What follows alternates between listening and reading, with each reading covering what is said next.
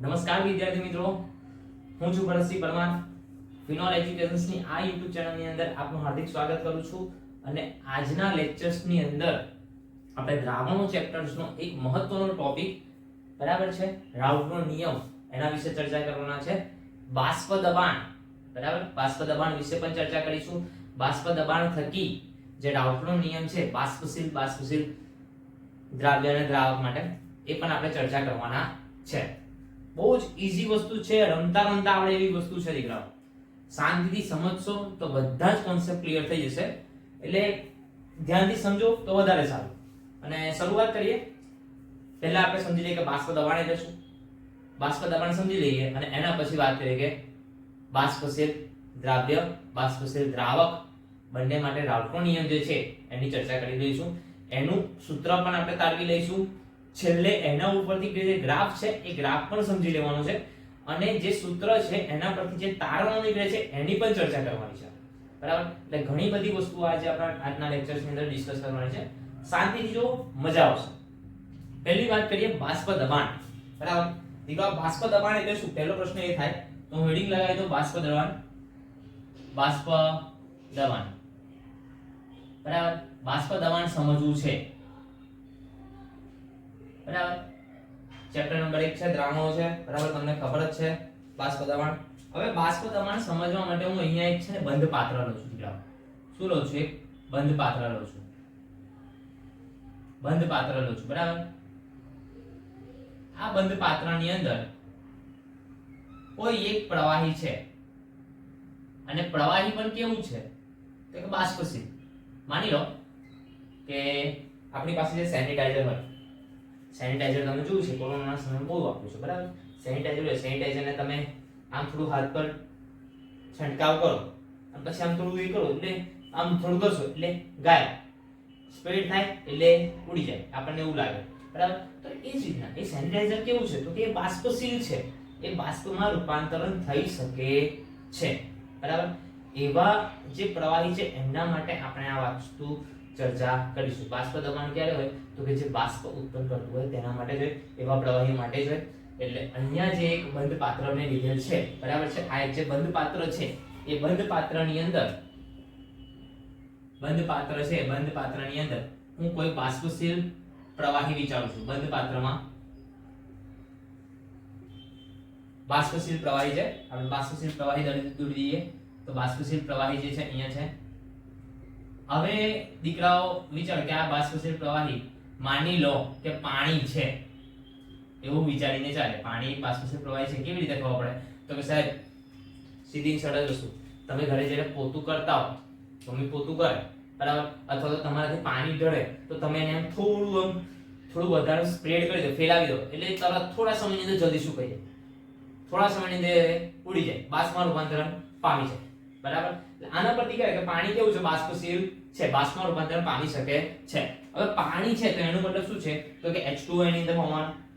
હવે એ અણુ થઈ ગયો તો અણુ બધા જે હશે એ સ્ફેરિકલ શેપમાં આપણને ખબર જ છે દીકરાઓ. તો માની લો કે અહીંયા આપણને આ પાણીની અંદર સ્ફેરિકલ શેપની અંદર આ બધા અણુઓ ગોઠવાયેલા છે એવું દેખાય છે. ઇમેજિન કરો, જસ્ટ ઇમેજિન, બરાબર. આ અણુઓ મને દેખાઈ રહ્યા છે. ફક્ત ને ફક્ત શું છે? આ પાણી છે, બાષ્પશીલ લખી દો, બાષ્પશીલ પ્રવાહી. પાણીનો ઉલ્લેખ કરું છું પણ બધા બાષ્પશીલ પ્રવાહી માટે કહું છું, એટલા માટે બાષ્પશીલ પ્રવાહી છે.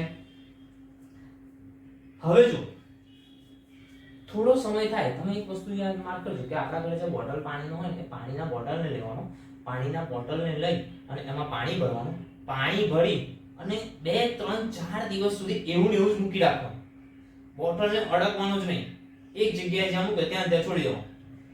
થોડો સમય પછી જ્યારે તમે 4 5 દિવસ 5 6 દિવસ પછી જોશો તો એ બોટલની જે સરફેસ છે, આ રીતનું બોટલ તમને હોય, જો હું અહીંયા આકૃતિ ડ્રો કરું એટલે તમને વધારે ક્લિયર થશે. માનો કે આ રીતની એક બોટલ છે, બરાબર. દીવ વાળો જે બોટલ છે એની વાત કરતો નથી, બરાબર.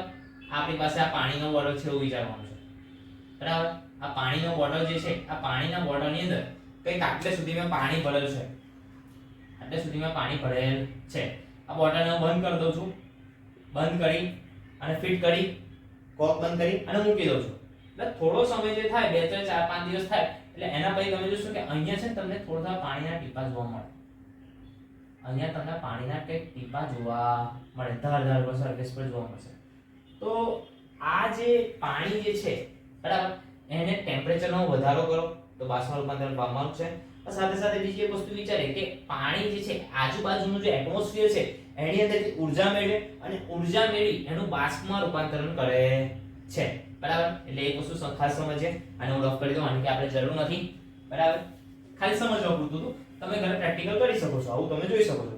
અને એવું હોય ને તો એક વસ્તુ યાદ રાખજો કે આપણા ઘરે ગંગાજળ કેવું કહેવાય ને એવી જૂની બોટલમાં મૂકી રાખ્યું હોય. બરાબર, ક્યારેક આપણા દાદા દાદી કોઈ વખત ગયા હોય પ્રવાસ અને ત્યાંથી ગંગાજળ કે કોઈ પણ નદીનું પાણી લાવે આપણે મૂકી રાખ્યું હોય કે કોઈ કથા કે એવો પ્રસંગ હોય ત્યારે આપણે વાપરીશું. તો એ જે પાણી મૂકી રાખેલું છે ને એને પણ તમે જોજો ધ્યાનથી, તેની પર પાણીના ટીપા ટીપા થોડા જોવા મળશે. બરાબર, તો એ વસ્તુ માર્ક કરજો. એટલે અહીંયા આપણી પાસે જે બાષ્પશીલ પ્રવાહી છે એ બાષ્પશીલ પ્રવાહી માની લો કે પાણી છે, એની આ જે સરફેસ છે, આ જે દીવાલ જે છે બરાબર, આ જે દીવાલ જે છે ઉપરની દીવાલ એના પર આપણને કંઈક સ્ફેરિકલ શેપની અંદર અણુઓ દેખાય છે.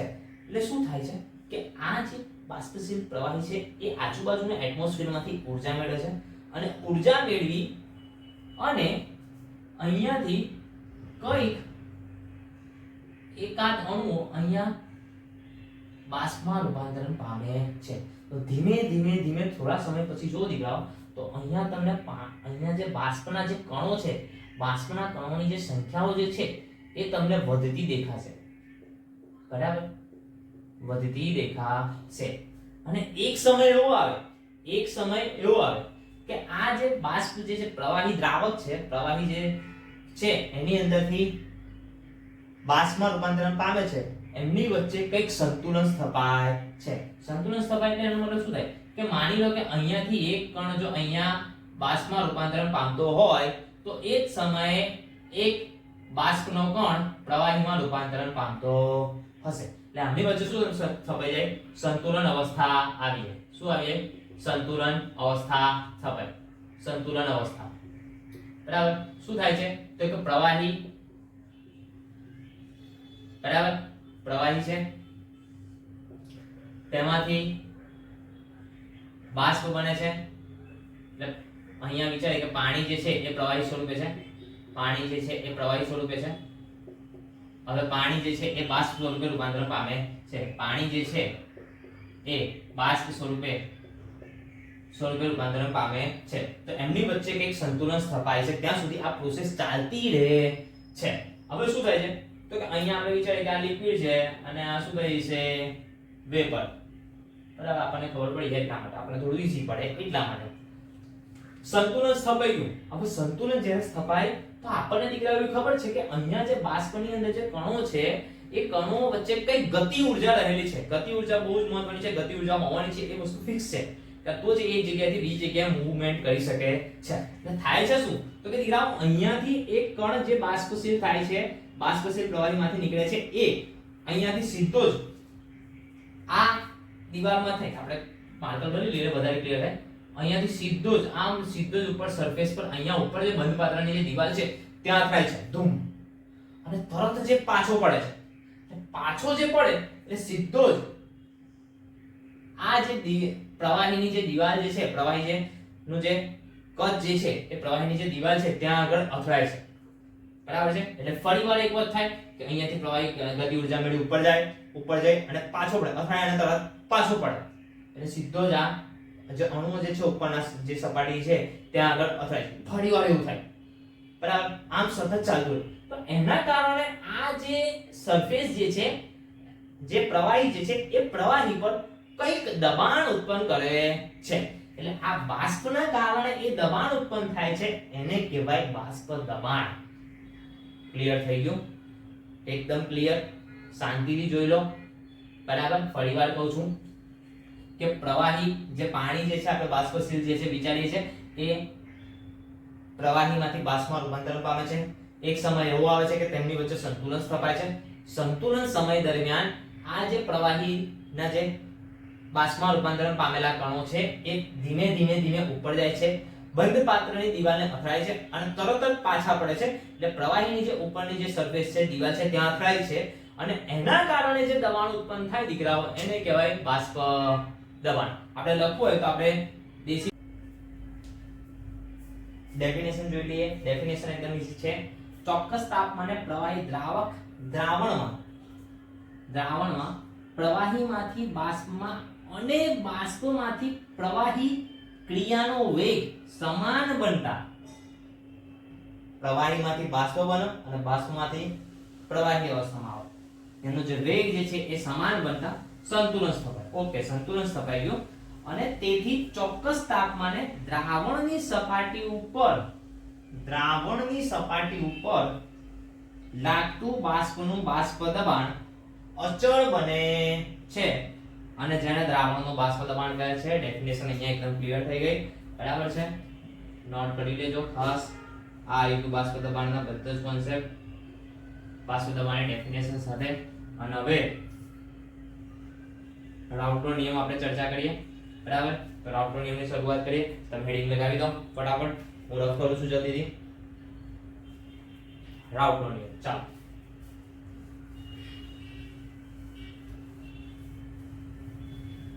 રાઉટનો નિયમ સમજવો હોય તો બહુ ઈઝી વસ્તુ છે બેટા, એકદમ આવડે તેવું છે.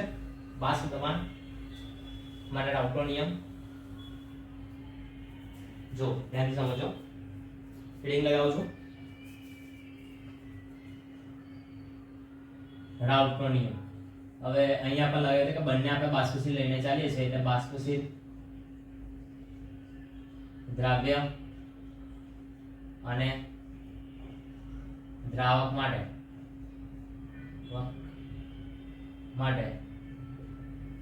રાઉટનો બાષ્પ દબાણનો નિયમ. રાઉટનો બાષ્પ દબાણનો નિયમ. બાષ્પ દબાણ નો નિયમ. બરાબર, ફરીવાર આપણે બંને સમજવા માટે ફરીવાર આપણે ચેમ્બર લઈએ, પણ આ વખત હું એક નહીં 3 બંધપાત્ર લઉં છું. જો ધ્યાનથી સમજો. બરાબર, 3 બંધપાત્ર લઉં છું. અહીંયા હું બંધપાત્ર થોડું આ બંધ થઈ જશે, 3 આવી જાય, લખવાનું પણ આપણે વધશે. બરાબર, આ એક બંધપાત્ર છે. સેમ અહીંયા બીજું બંધપાત્ર. બરાબર, સેમ અહીંયા આપણે ત્રીજું બંધપાત્ર લીધું.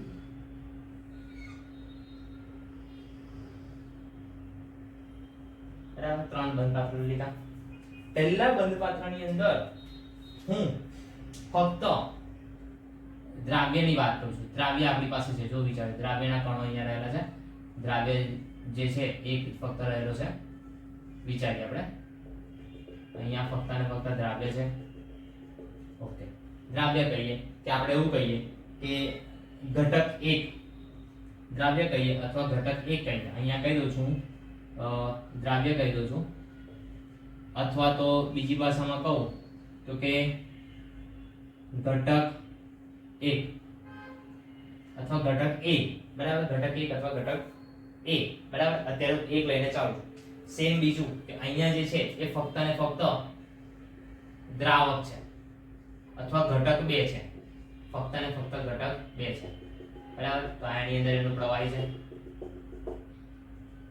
જોઈ લો ધ્યાનથી. દ્રાવ્યની જગ્યાએ આપણે અહીંયા લઈએ દ્રાવક લઈ લઈએ. શું લઈશું? દ્રાવક અથવા તો ઘટક 2. ઘટક 2. બરાબર, હવે અહીંયા ધ્યાનથી જો દીકરાઓ, એઝ ઇટ ઇઝ આપણે જે પહેલા સમજતા હતા એ સમજવાનું છે. બહુ મસ્ત વસ્તુ છે દીકરાઓ. અહીંયા દ્રાવ્ય કે ઘટક 1 છે, ઘટક 1 છે. અહીંયા દ્રાવક છે અથવા ઘટક 2 છે. બરાબર, બંને છે. અહીંયા આપણે એક વસ્તુ યાદ રાખો કે બંને કેવા છે? બંને બાષ્પશીલ છે. બંને કેવા છે? બાષ્પશીલ છે. એટલે તો આપણે દીકરા પહેલા હેડિંગ લગાવ્યું, બાષ્પશીલ છે. બરાબર છે, બાષ્પશીલ છે.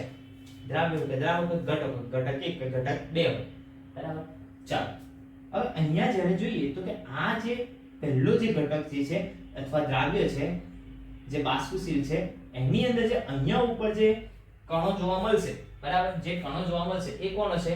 ફક્ત અને ફક્ત ઘટક 1 ના જ હશે, કારણ કે અંદર ઘટક 1 એકલો જ છે. બરાબર, સેમ તો એના ઉપર જે અહીંયા જે બાષ્પ દબાણ લગાડવામાં આવે છે એ પણ કેવું હશે? ઘટક 1 નું જ હશે. ઓકે, સાચી વાત દીકરાઓ. સેમ વસ્તુ અહીંયા કે ઘટક 2 જે છે એની અંદર પ્યોર છે, શુદ્ધ છે, શુદ્ધ ઘટક 1 અથવા શુદ્ધ દ્રાવ્ય. અહીંયા આપણે બંને શબ્દો થોડો ઉમેરી દઈએ, આપણે અહીંયા શુદ્ધ કરી દઈએ, શુદ્ધ, બરાબર, જેથી વધારે ક્લિયર થાય.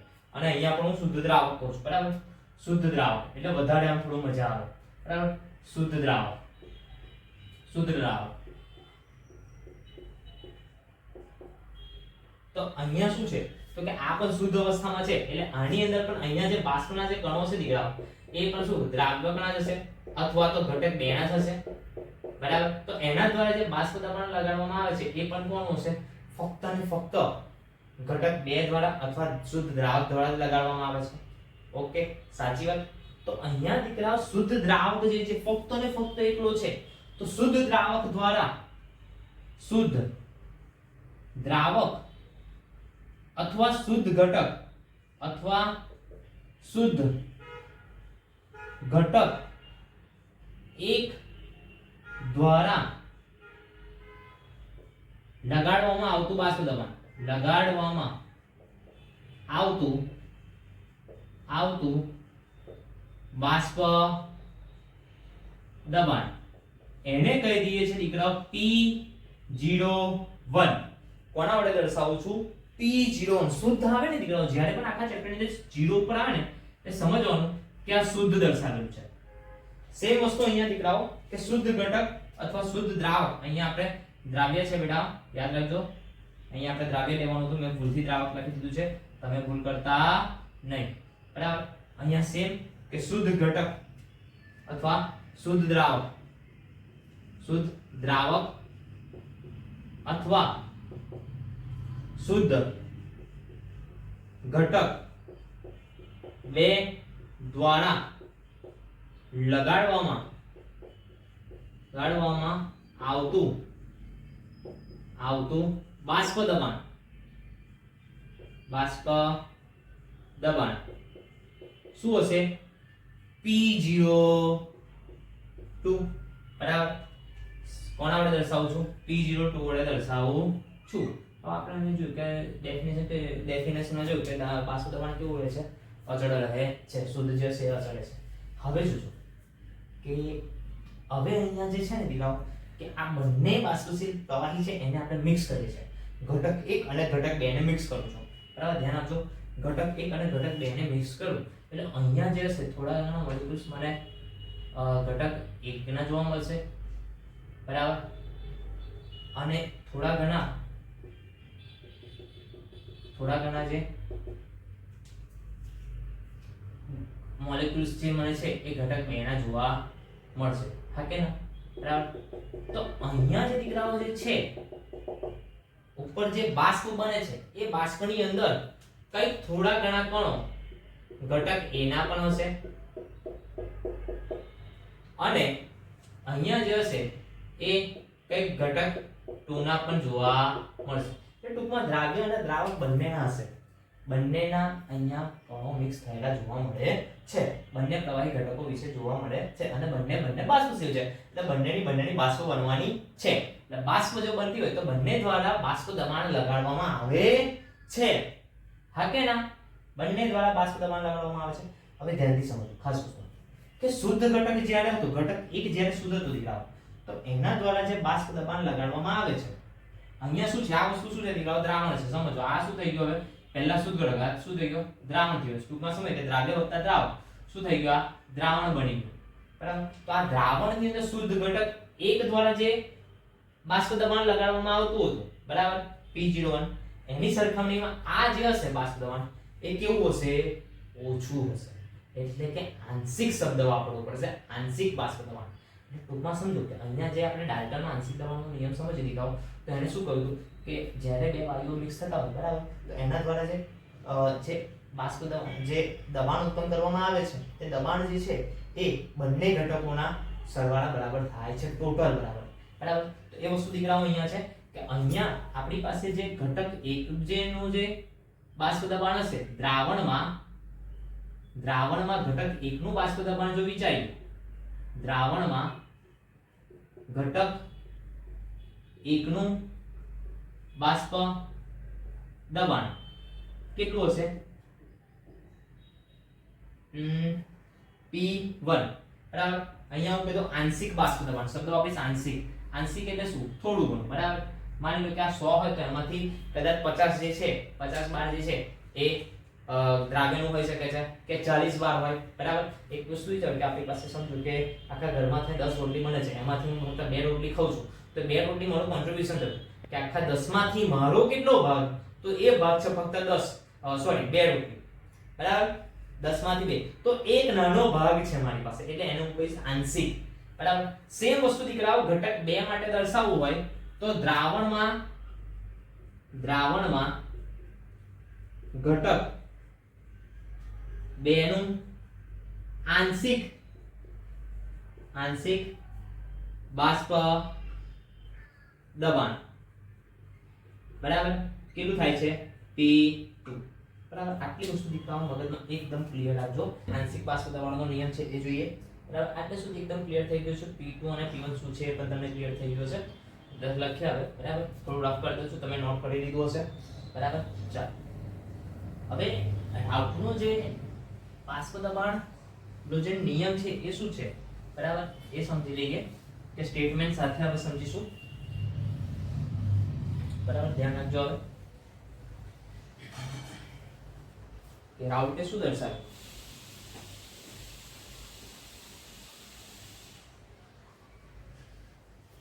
ચાલો દર્શાવી દઈએ કે નિયમ શું છે. રાઉટનો નિયમ શું કહે છે દીકરાઓ? રાઉટનો નિયમ શું કહે છે કે દીકરા બાષ્પશીલ, આપણે જે જોયું એ છેલ્લે બાષ્પશીલ દ્રાવણ જ હતું. બાષ્પશીલ દ્રાવણ માટે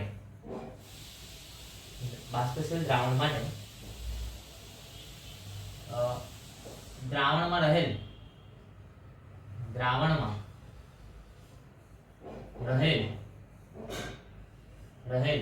દરેક ઘટકનું આંશિક બરાબર આંશિક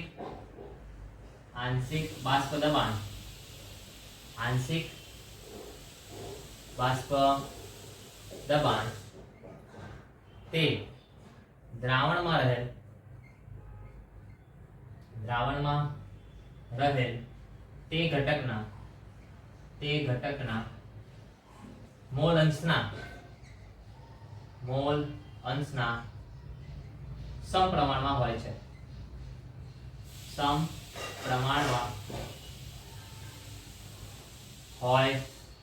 બરાબર. આટલી વસ્તુ ક્લિયર દીકરાઓ? જોઈ લો ધ્યાનથી. સ્મોલ અંશના સમપ્રમાણમાં હોય છે. ચાલો બરાબર. મોલ અંશના સમપ્રમાણમાં છે, એકદમ ક્લિયર. હવે જો દીકરા એનો મતલબ શું થાય કે જે બાષ્પ દબાણ જે છે એ ટોટલ કેટલું છે? P ધારીને ચાલે બરાબર. હવે આમાં એક વસ્તુ વિચારીએ કે આપણે એક કામ કરીએ, દરેક ઘટક કહું તો ઘટક 1 માટે દર્શાવી દીકરાઓ. ઘટક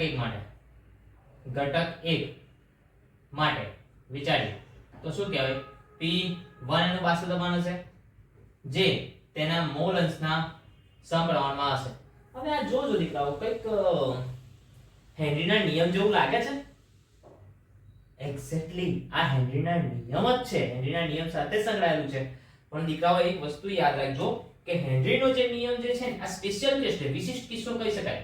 પણ હેનરીનો જે નિયમ છે ને દીકરાઓ, નો નિયમ જે છે ને એ વાયુની પ્રવાહીમાં દ્રાવ્યતા માટે છે. વાયુની પ્રવાહીમાં દ્રાવ્યતા માટે છે. જ્યારે આ જે રાઉટનો સ્પેશિયલ નિયમ જે છે એ રાઉટનો નિયમ જે છે ને દીકરાઓ એ બાષ્પશીલ પ્રવાહી દ્રાવક જે છે કે દ્રાવ્ય છે તેના માટે છે બરાબર. એટલે વસ્તુ યાદ રાખો, અહીંયા વાયુની વાત થાય છે, અહીંયા દ્રાવક જે બાષ્પશીલ રહેલું છે તેની વાત છે. અહીંયા ફક્ત ને ફક્ત વાયુ જે છે તે દ્રાવ્ય થાય છે તેની વાત છે, અને આ બાષ્પશીલ પ્રવાહી માટેની વાત થયેલી છે. એટલે આ બંને સ્પેશિયલ કિસ્સો છે. પણ યાદ રાખજો બંનેના સૂત્રો સમાન આવશે, પણ આપણે જે સ્ટેટમેન્ટ છે એને ફોલો કરીશું બરાબર. ચાલો હવે જો દીકરા આપણે ચલનની નિશાની કાઢીએ બરાબર. અહીંયા હું લખી દઉં કે આપણે આ કોના માટે ઘટક x કોણ હતું? તો તમે જોયું હતું કે આપણે દ્રાવ્ય લીધેલો હતો બરાબર. ચાલો તો અહીંયા હું ચલનની નિશાની કાઢું દીકરાઓ. તો ચલનની નિશાની કાઢું શું કહેવાય? P1 બરાબર P01 x1 બરાબર. અહીંયા કહી દઈએ આપણે કેપિટલ X કરી દઈએ x1 ચાલ આ થઈ ગયું આપણું સૂત્ર, જ્યાં જ્યાં P1 શું છે તો કે દ્રાવણમાં ઘટક એકનું આંશિક બાષ્પ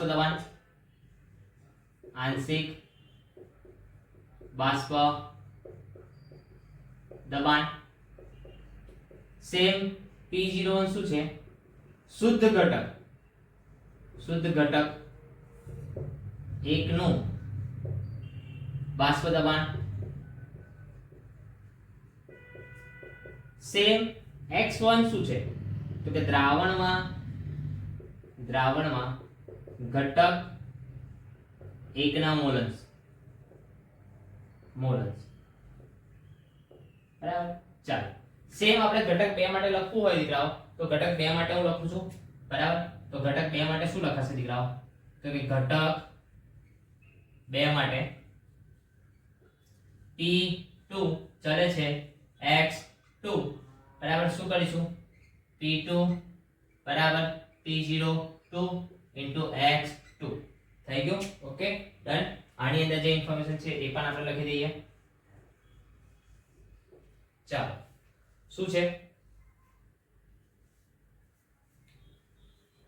ઓકે શું છે આપણી પાસે ઇન્ફોર્મેશન દીકરાઓ તો કે અહીંયા જે છે એ P2 જે છે P2 એ શું થશે તો કે દ્રાવણમાં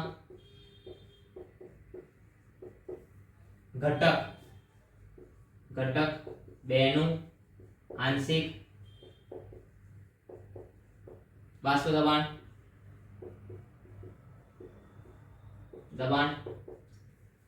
P02 શુદ્ધ ઘટક 2 નું બાષ્પ દબાણ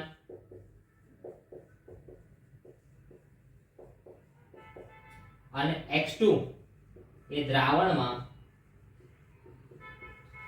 ઘટક 2 ના મોલસ બરાબર. આટલી વસ્તુ ક્લિયર. ઓકે હવે ઉપરનું રફ કરું છું ધ્યાન રાખી દેજો બરાબર. શું છે તો કે ડાલ્ટન જ આપણી પાસે આંશિક દબાણનો જે નિયમ છે ડાલ્ટનનો જે નિયમ છે વાયુ માટે એને અનુસરીશું. હવે ડાલ્ટનના નિયમ અનુસાર શું થાય છે એ પણ જોઈ લો કે ડાલ્ટનના નિયમ અનુસાર અહીંયા થોડી જગ્યા બનાવીને લખું છું બરાબર. બરાબર. ડાલ્ટનના નિયમ અનુસાર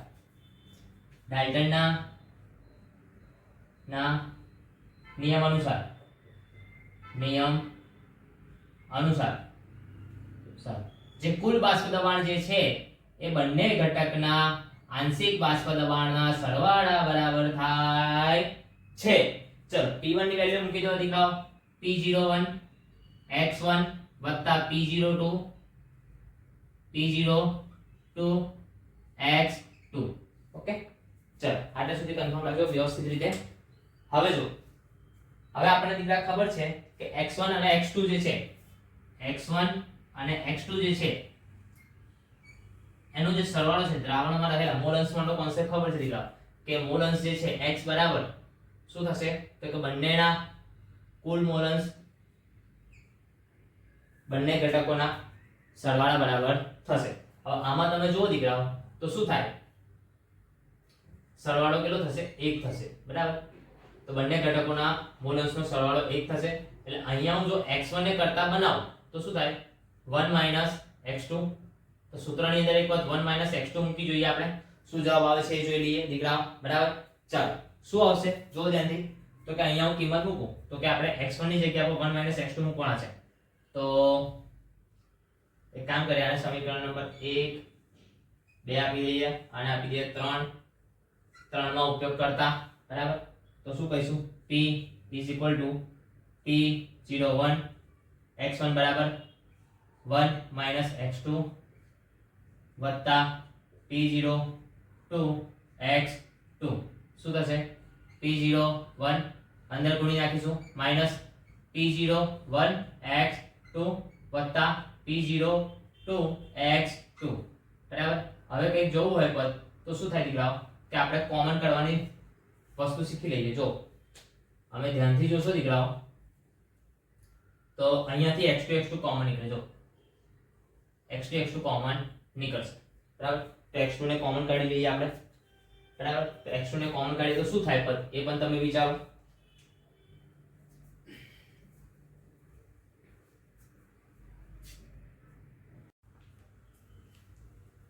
તો આપણે કોમન કાઢતા હતા જોઈ લઈએ આગળ.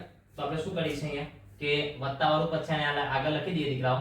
તો p01 એવા ને એવા જ ઓછા જે છે આપણે એક કામ કરીએ કે p02 આપણે કોમન કાઢવા છે તો કે વત્તા x2 ને આપણે કોમન કાઢીએ અંદર શું આવશે p02 p01 થઈ ગયું.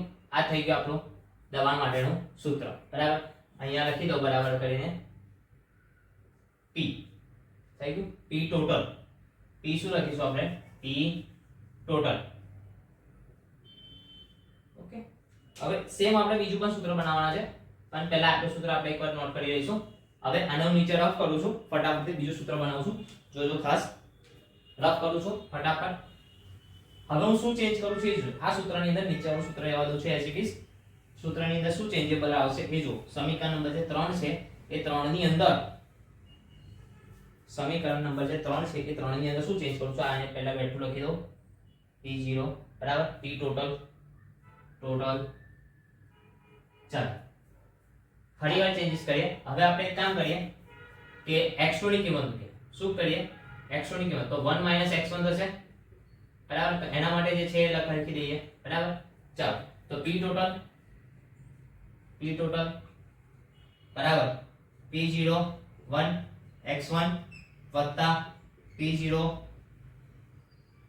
વત્તા p02 x2 બરાબર 1 - x1. ચાલો p01 x1 વત્તા p02 માઈનસ p02 x1 બરાબર. આને આગળ લાવી તો અહીંયાથી જો તમે x1 અને અહીંયાથી x1 કોમન નીકળે બરાબર. તો શું થશે કોમન ની અંદર તો કે આપણે અહીંયા લખી દઈએ p02 ને આગળ લખી દઉં છું અહીંયા p02 આગળ લખી દીધા વત્તાના વત્તા એઝ ઇટ ઇઝ કૌંસની અંદરથી x1 કોમન કાઢીએ આપણે. ચલો થોડા ઈઝી સ્ટેપ બનાવો જેથી તમને વધારે વાંધો ના આવે. એક કામ કરીએ p02 ને આગળ લખ્યા વત્તા p01 x1 ઓછા p02 x1 બરાબર. હવે તો સમજ પડી જશે. ચાલો શું કરીએ છે આપણે અહીંયાથી x1 ને કોમન કાઢીએ તો x1 ને કોમન કાઢીએ તો શું થશે p02 as it is p02 વત્તા x1 કૌંસમાં p01 માઈનસ p02 બરાબર. આ થઈ ગયું આપણું p ટોટલ બરાબર. ચલો આટલા સુધી એક વખત મસ્ત રીતે નોટ કરી લો દીકરાઓ. અને હવે આના જે તારણો છે તારણો પર આપણે ચર્ચા કરવાના છે બરાબર. તારણો પછી એનો જે ગ્રાફ છે એ ગ્રાફ પણ હું તમને સમજાવવાનું છું એકદમ મસ્ત રીતે. આટલે સુધી બે સૂત્રો તમે સાબિત કરતા આવજો. માર્ચ 24 ની અંદર પ્રશ્ન પૂછાયો છે એટલે ધ્યાનથી કરજો ખાસ. ચાલો તારણો કરાવું છું થોડી વારમાં.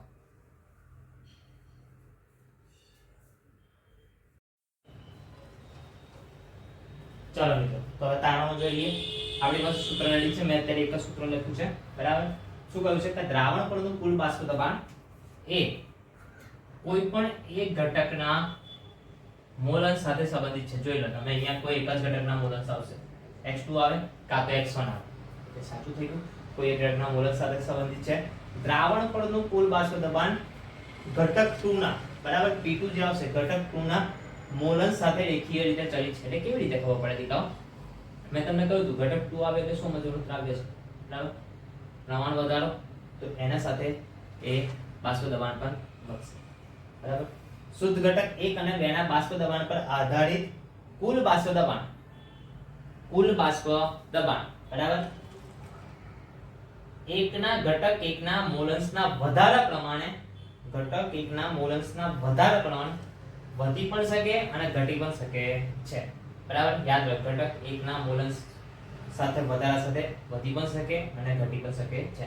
આ ત્રણ તારણો છે બહુ ઇમ્પોર્ટન્ટ છે યાદ રાખવા જરૂરી છે અને આવડશે. ઓકે ચાલો હવે તમને પેલો ગ્રાફ સમજાવ્યો. ગ્રાફ બહુ ઈઝી છે. ગ્રાફ મસ્ત વસ્તુ છે એકદમ ઈઝી રીતે આવી જાય એવું છે.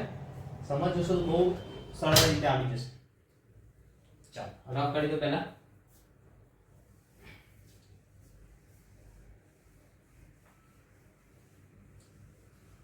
આને પણ કાઢી નાખો. બરાબર, ગ્રાફ કરી દીધો છે. બાષ્પ દબાણ વિરુદ્ધ મોલન્સ છે. ઓકે, ચાલો અહીંયા હું બે લાઈન દોરી દો પહેલા.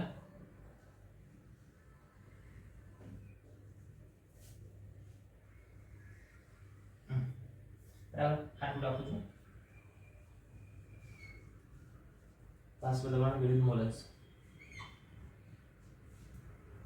ચાલો અહીંયા લખી દો બાષ્પ દબાણ, અહીંયા આવશે મોલન્સ, મોલ અંશ. બરાબર, હવે તમે જાણો છો દીકરાઓ કે x1 x2 બરાબર 1 થાય. જો આપણે કોઈ એકનું મૂલ્ય 0 લઈએ, x1 બરાબર x2 બરાબર 0 લઈએ તો x1 બરાબર 1 થાય અને x2 બરાબર જો x1 બરાબર 0 લઈએ તો x2 બરાબર 1 થશે. બરાબર, લખી દો ઉપર કે અહીંયા x1 x2 બરાબર 0, x1 બરાબર 0 લીધેલ હોય તો. બરાબર, આટલી વસ્તુ થાય.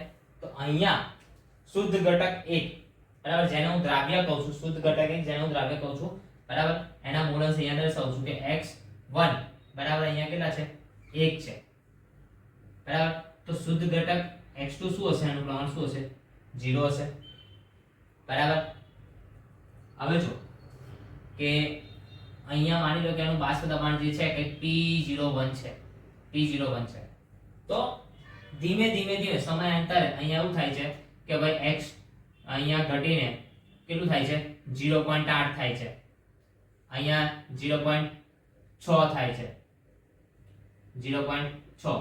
અહીંયા 0.4 થાય છે, અહીંયા 0.2 થાય છે અને સિમિલરલી ધીમે 0.4 અહીંયા 0.4 લઈએ, 0.4 અહીંયા 0.2 થાય અને પાછું અહીંયા શું થઈ જાય?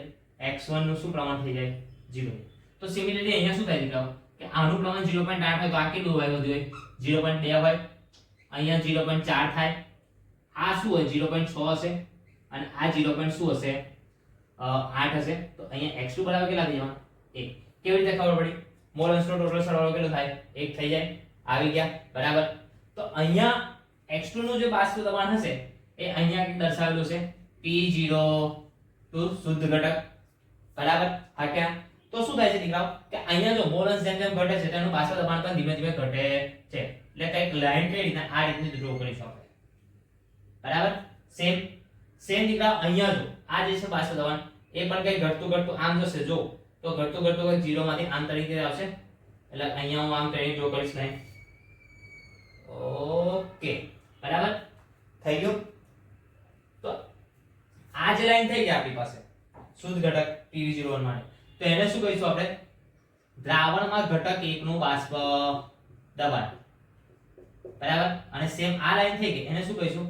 દ્રાવણમાં ઘટક 2 નું બાષ્પ દબાણ.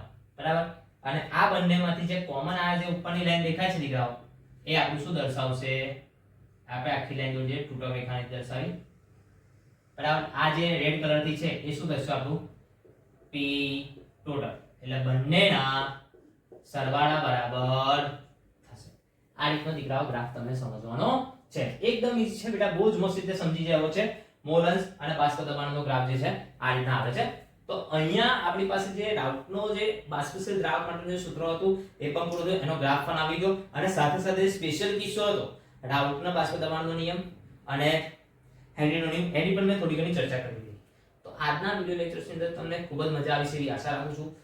જો ગમ્યો હોય તો લાઈક પણ કરજો, સબસ્ક્રાઇબ પણ કરજો, જેથી કરીને આગળ મને પણ આવા વિડિયો બનાવવાનું મોટિવેશન મળતું રહે. ફરીવારના વિડિયોમાં મળીએ, ત્યાં સુધી જય માતાજી.